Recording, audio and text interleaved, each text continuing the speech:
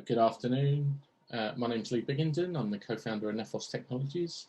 Thanks for joining us this afternoon. Today I'm going to be speaking to you about our Smart Data Governance service and how we're leveraging data science to drive greater accuracy and reduce operational overhead when it comes to data governance. In terms of agenda for the session, I'm going to give you a quick intro to Nephos, who we are, what we do. Now we'll dig into some of the data governance challenges that we see within our client base, that we see as quite common across the market. I'm going to give you an intro into our Smart Data Governance service, and then at the end of the session, I'll open up for questions as they arise. So let's start with Nephos. Who are we?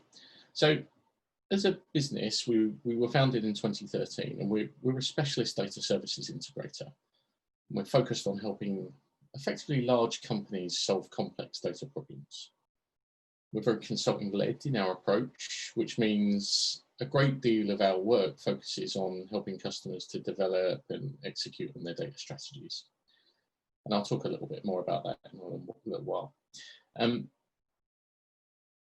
We've been very successful in that time, and that's kind of demonstrated by our growth rates. You know, we're averaging 120% year-on-year revenue growth, compound, which is very strong. We have a very strong customer retention rate, and we put that down to the fact that we are 100% data focused, that we do one thing and we do it well, and that's really to help our customers to solve those complex data problems, as I mentioned already.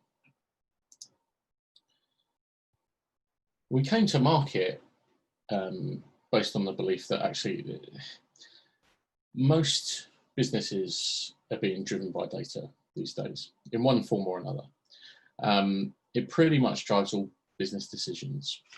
Now, historically, what we found is that the current partners, current resellers, don't add a lot of value in that space. They're very focused on product and not so focused on the data or the outcome. It's not everyone, but it's absolutely a trend that we've seen. And likewise, if you look at the other end of the market, we look at the big four, and common feedback is that they're overly expensive and they're not driving much innovation for them. You know, it's very, for our customers, it's very much a case of the customer having to fit into their methodology rather than actually listening and understanding what the customer wants. And there's, generally speaking, a lack of independent expertise. So what we found is that actually most companies we speak to these days are looking for independent experts to help guide them through their data journey, really. In a lot of cases, our customers understand, you know, what their end state is going to look like, or at least have a rough idea of, you know, where they're heading to.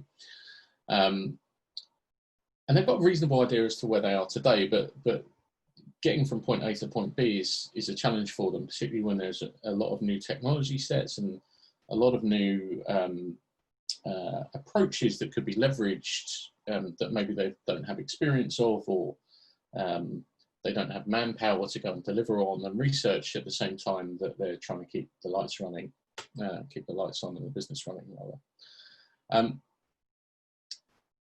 In a lot of cases, the companies don't understand how best to use their data or get the most out of it.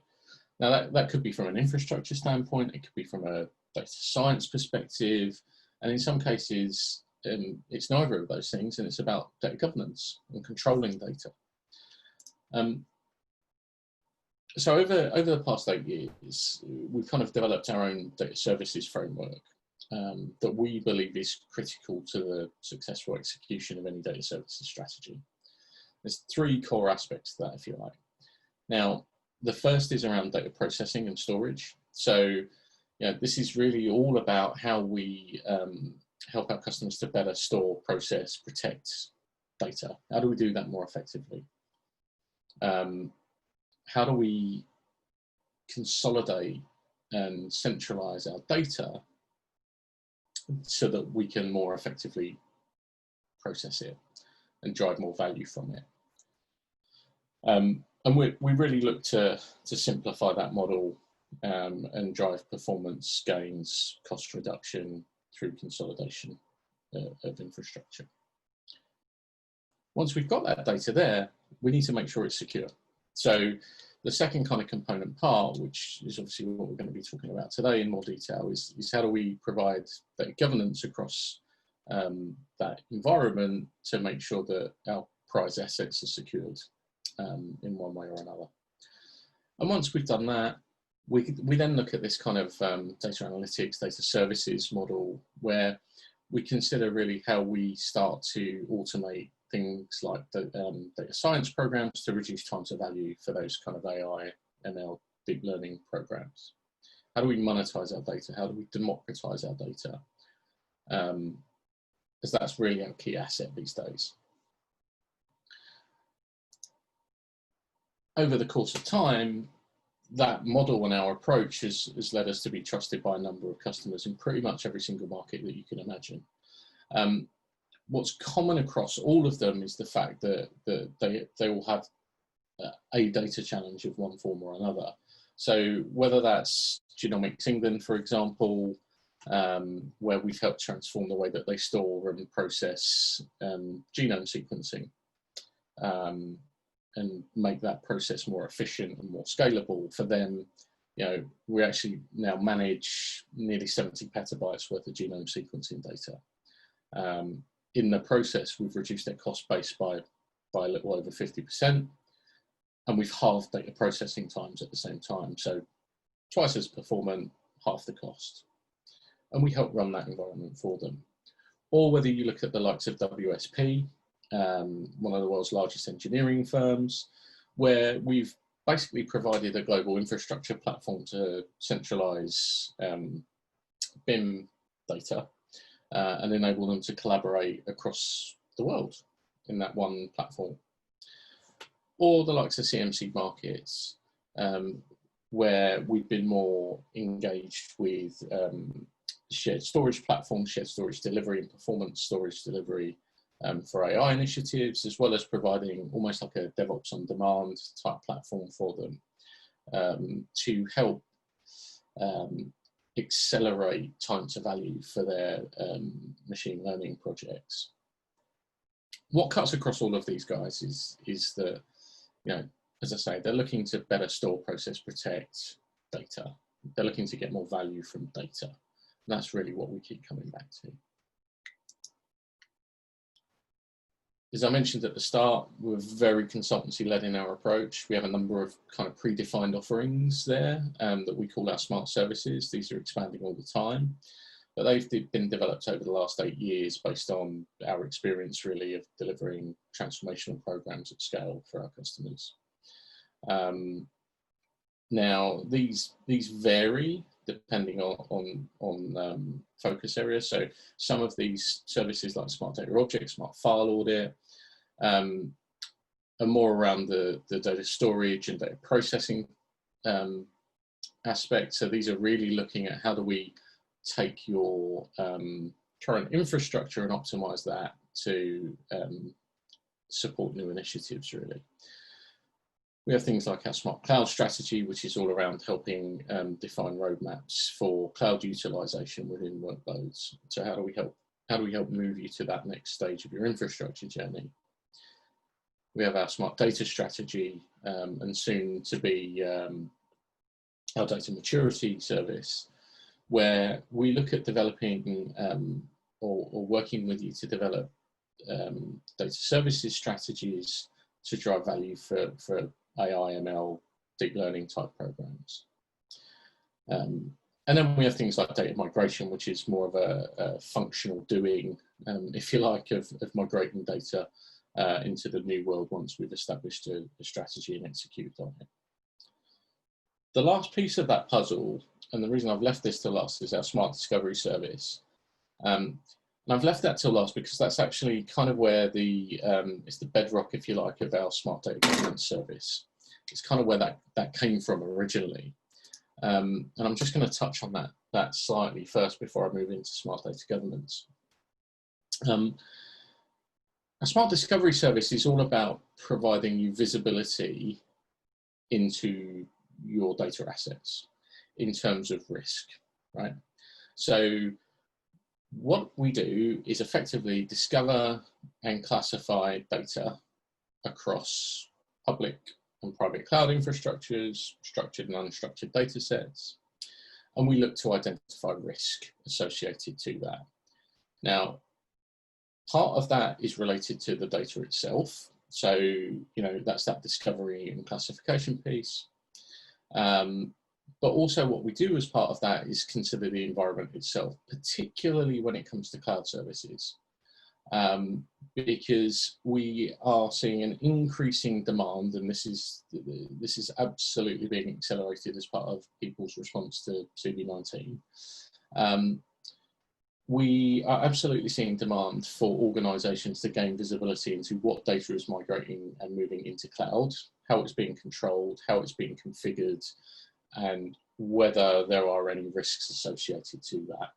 And that's in terms of both unknown cloud consumption, so, you know, I guess your shadow IT type model, but also in terms of known. So, you know, we have many customers that have moved into things like Office 365 and OneDrive, for example.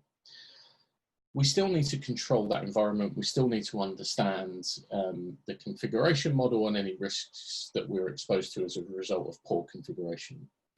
As an example, we've recently completed a piece of work for a financial services firm in the UK, looking at their IaaS configuration across Azure and AWS. And we found circa 40% of the environment that was actually misconfigured, some of which quite critically. So we do all of this discovery work for our customers to give them a point in time snapshot of where problems may arise and where they may have risk, as well as kind of remediation recommendations as part of that. Now that's fine on a kind of to get a one-off snapshot of the environment, but what quite often happens is that, and we all know this as kind of security professionals, that security and data governance is a continual process. It's not a one-off.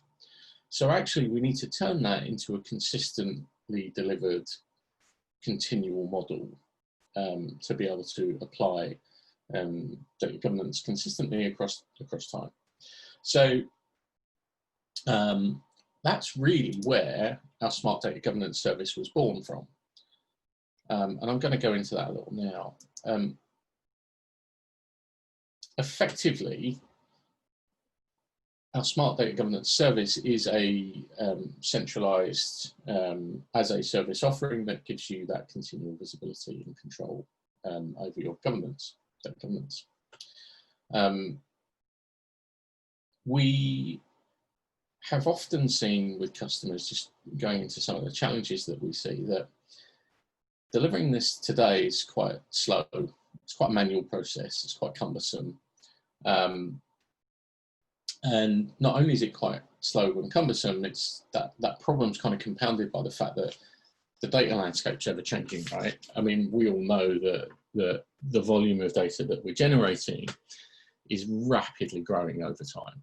I mean, if you look at some of the predictions made by the likes of IDC and Gartner, you know, we're typically, or we are expecting growth into the zettabytes by 2025, and that's across every single walk of life, really. I mean, even if you look at things like the automotive industry and autonomous vehicles, each autonomous vehicle could generate anywhere up to 4 terabytes of data a day.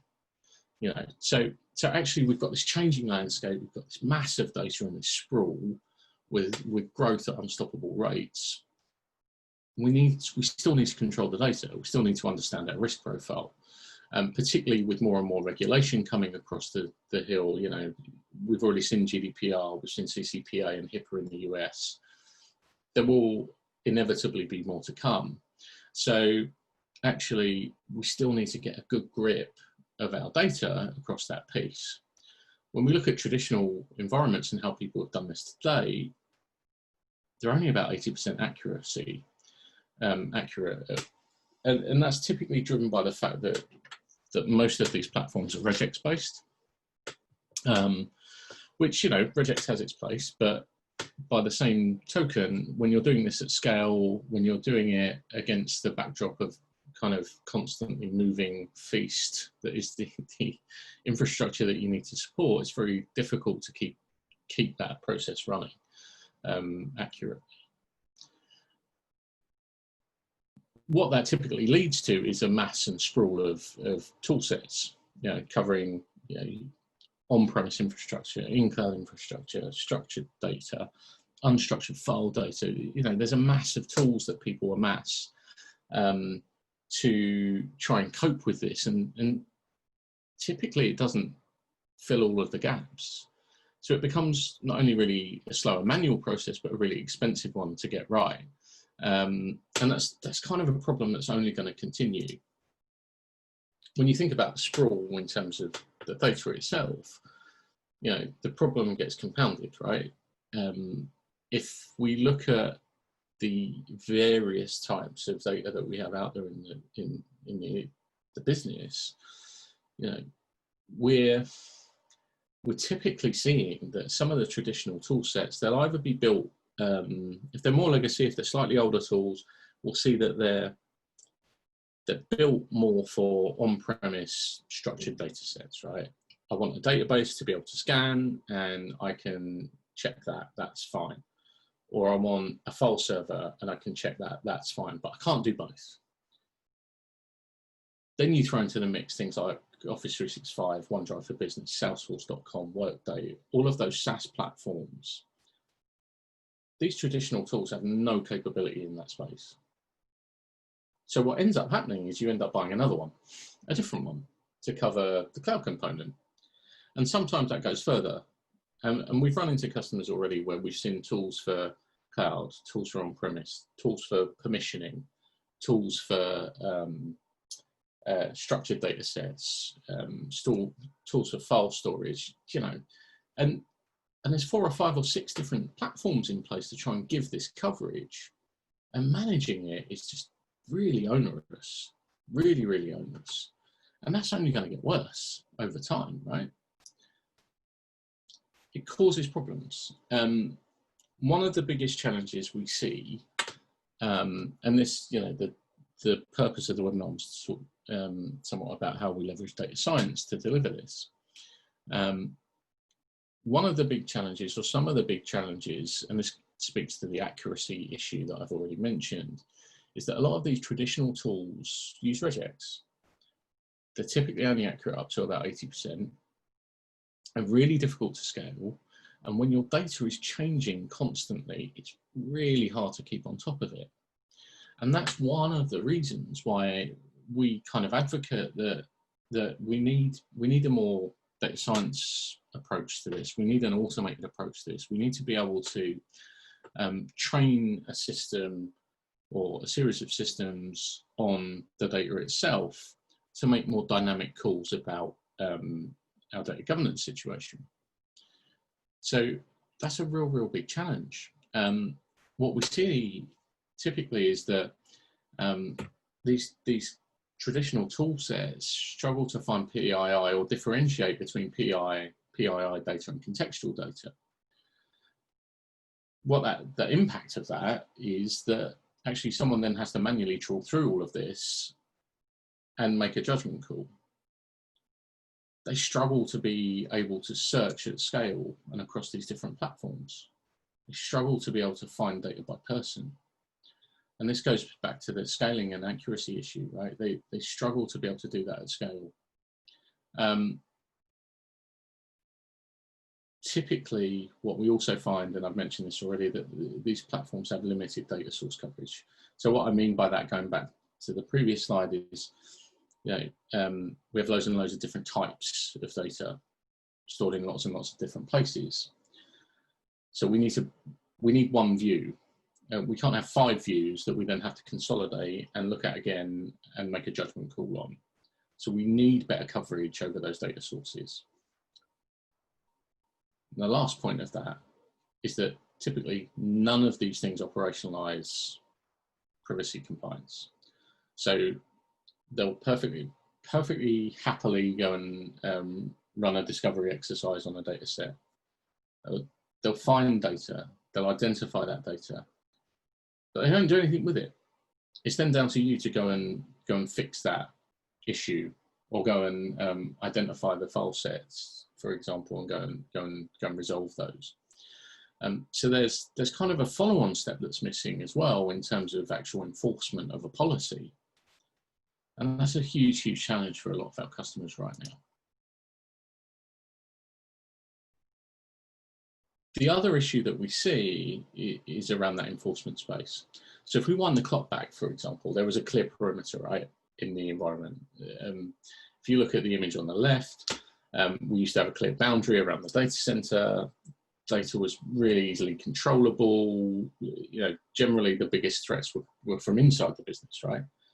Maybe an infected laptop that was brought back into the business, or a virus outbreak because things hadn't been patched properly, or something of that ilk.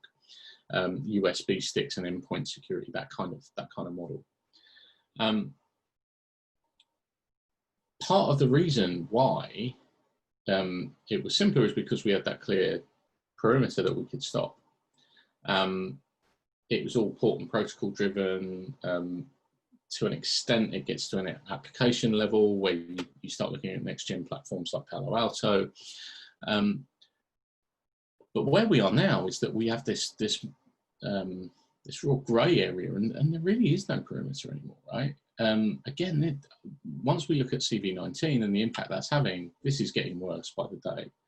We see all of these interconnected applications that are connected via API, that these traditional platforms have absolutely no visibility over. We see things like Office 365 as an example, OneDrive for Business. I mean, we've had some of our customers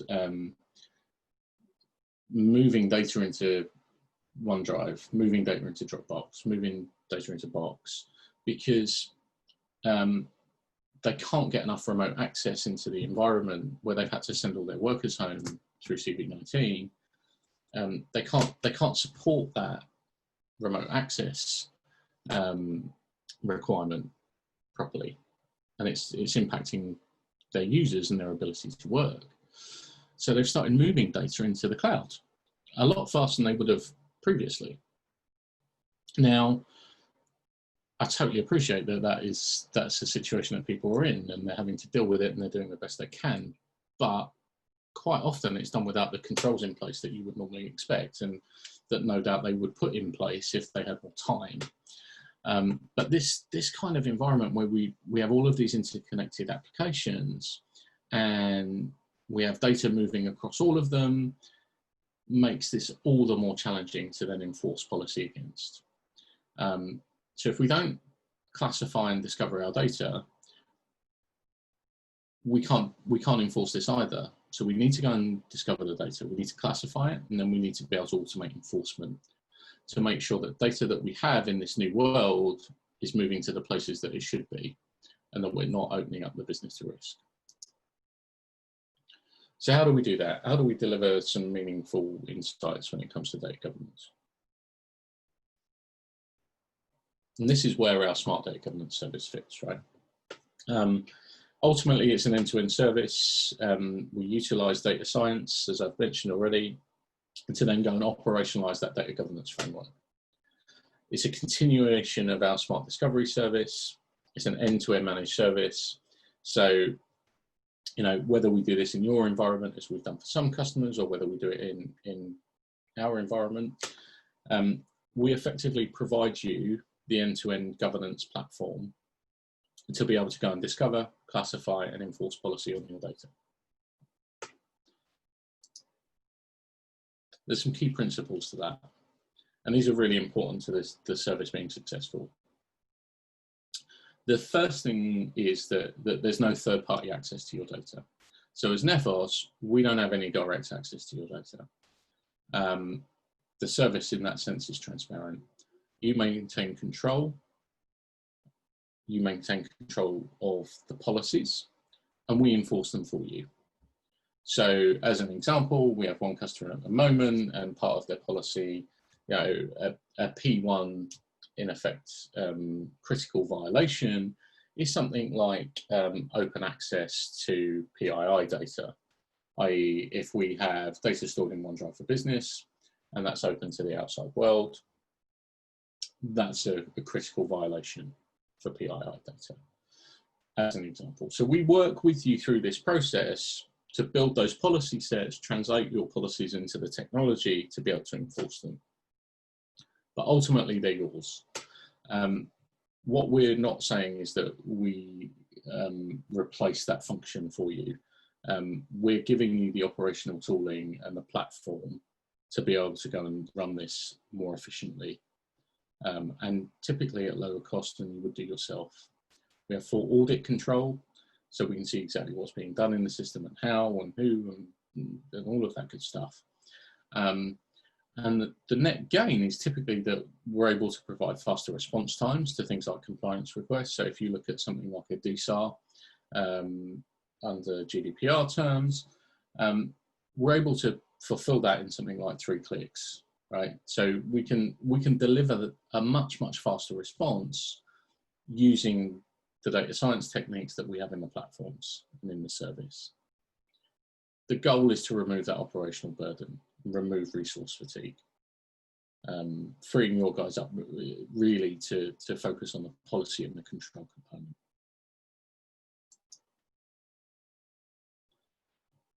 The service itself has some key components. So there is a baseline service, and that involves us giving you effectively a dashboard view into your data.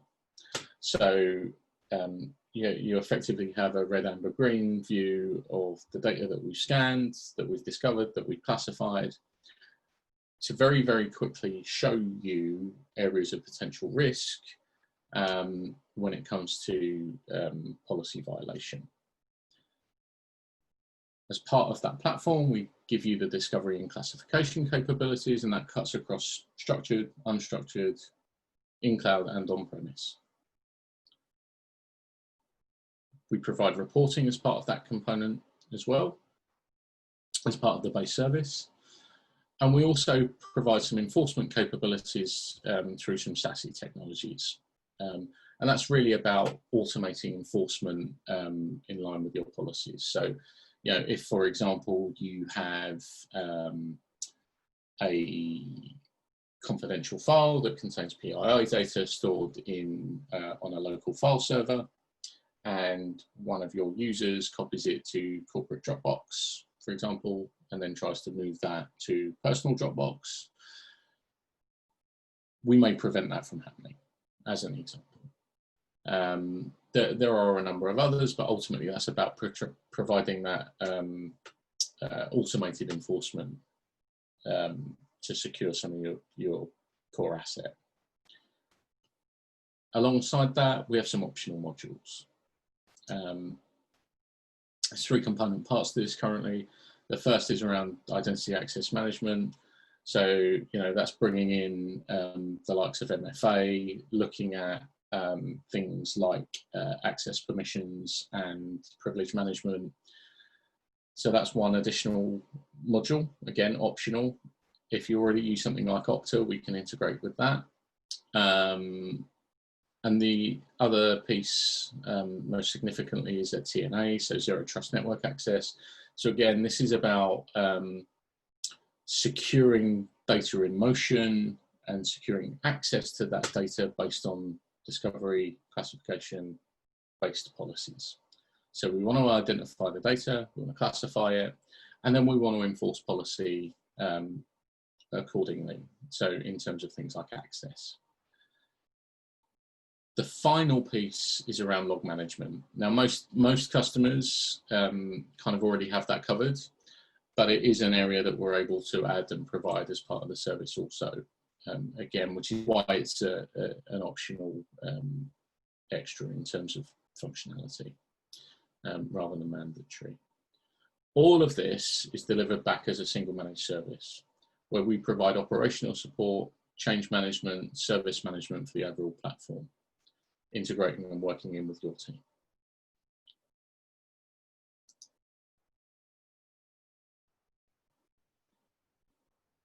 Now, I'm just going to touch briefly on the discovery and classification component because it's quite important. It's kind of one of the bedrocks to all of this.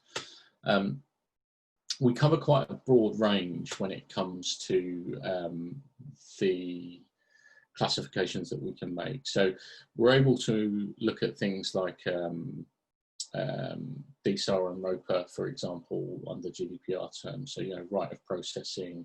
We're able to incorporate tagging and data cataloging against those as well. So we can then start doing some smart things around, okay, well, this document is stored for these reasons. We have this right to process, and it should only be accessed by this team, for example. And as part of that, we're able to capture things like data flows and lineage as part of it. So actually, we have a really broad spread. I'm not going to read through all of them, but that gives us that kind of privacy, security, and data control component all in one platform. And I think this is quite a unique and quite key. It's why it's been successful so far. As far as you're concerned as a customer, all of this is one platform. All of this is one offering. This is the stuff that would normally be done in 3, 4, 5, 6 different platforms if you were doing it internally. So really, again, it comes back to really trying to reduce that operational burden and the resource fatigue that a lot of customers have in terms of data governance. Now, just to recap some of that, where do we see the benefit? So the first, and I've mentioned this a couple of times, is around operational management.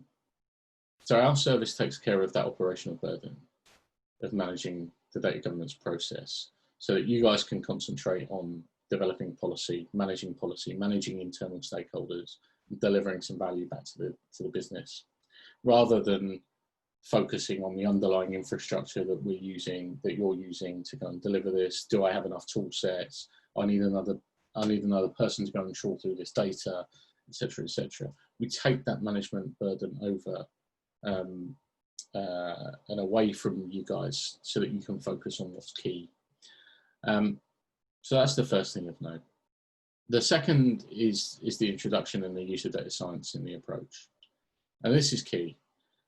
What we do is we train our systems to understand your data sets, to understand what it is you have, and to then provide a more dynamic approach to enforcing and identifying data, enforcing policy, I mean.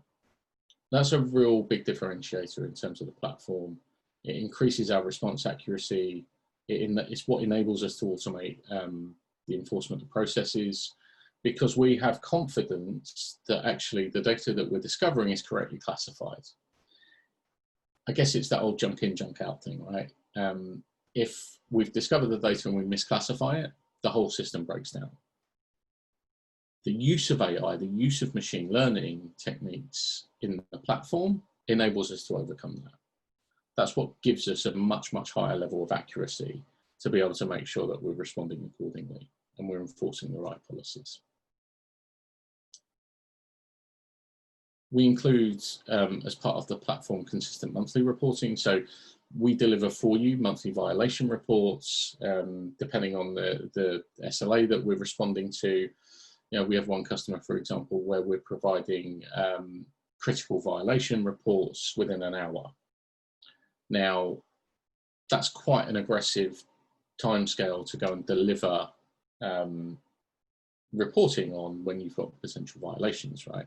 For governance policies. Again, coming back to the point before, the use of AI, the use of machine learning techniques is what helps us do that. Because we have confidence in the accuracy of what we're doing, it means that we can automate those processes, we can respond much quicker, and we can provide more consistent reporting as a result. The last point linked to that is this kind of reduced time to meet compliance regs. We all need to respond quickly to these things. Our approach ultimately simplifies your ability to respond.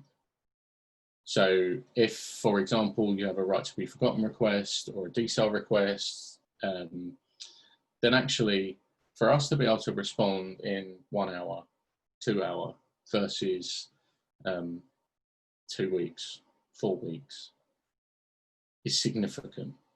It's significant in terms of being able to provide the information that you need to in a timely manner. But from your perspective, it also means that we don't tie up your team, your resources, to be able to draw those conclusions, to be able to find and identify that data and provide that report. We're not reliant on a manual process to go and find this stuff. So it's a real big benefit when we look at general responsiveness and the ability to reduce kind of time to respond. So that's a big key for us. It's definitely, in the customers that we're deploying so far, it's a huge benefit for them. So particularly when you consider doing that at scale, across, you know, petabytes of data potentially. So I guess what's next? What do we do? Where's the next step, if you like? So for us, there are a number of options. We have demonstration facilities. So if you'd like to see the platform in action, we're perfectly happy to host one-to-one demos. Just to give you a bit of a flavour for the sort of data that we can capture and what we can demonstrate there. So that's one option. We have a team of consultants within the business that are experts when it comes to data governance and security. So one thing we quite often do is engage that team with you to talk about kind of the current state, if you like, and the aspirational goals of where you're trying to get to with these things to help start moving that strategy discussion forward. And one of the things we are offering is some free kind of initial consultation sessions in the form of workshops to talk about that, to understand a little bit more about your strategy and where you're looking to get to, and then to see if there's some value that we can bring to the table there as well. The last part, and for some customers this is the sensible place to start depending on where they are in that journey, we have our Smart Discovery service. So if initially you'd like to get visibility into your current risks, now whether that's for known or unknown data sets, data sources, i.e. the shadow IT component, or known systems that run within your business, then we're able to do that too. And that quite often proves a valuable starting point as part of the business case and part of the value justification of the ongoing service, is being able to understand and get a view of the current risk profile. So again, it's another option to move forward with, should it be of interest. So I think with all that in mind, all that leaves me to say is thank you for joining us, and appreciate that's a little bit of a whistle-stop tour, but I'd just like to open the floor for any questions, should you have any.